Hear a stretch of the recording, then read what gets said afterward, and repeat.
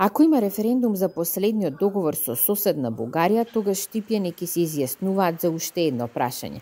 Дали средствата од самопридонесот ќе може да се пренаменат за реконструкција на дотрената водоводна мрежа. Така сметаат од општина Штип, нема да се трошат дополнителни пари за организирање на гласањето. Во комуникација со нормално Државната изборна комисија ќе согледаме оваа можност и доколку постои опција, секако дека граѓаните на општина Штип ќе бидат дополнително прашани дали се согласни да бидат инвестирани овие средства кои што долги години стојат замрзнати, губат од својата вредност. Сепак сумата од 55 милиони денари не е доволно да се реши целосно проблемот со водата во Штип. Се уште се чека и на парите од ТАФ, што општината треба да ги добие откако се откаже изградбата на карго аеродромот.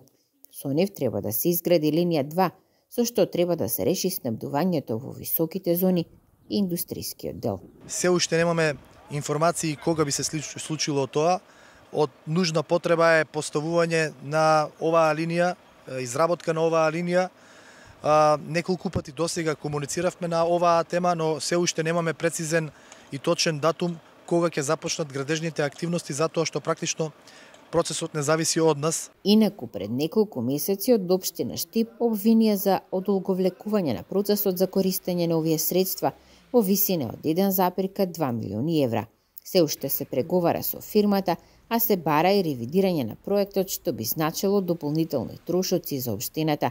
Инаку досега се потпишани 94 договори во повеќе општини со вкупна вредност од 49,7 милиони евра.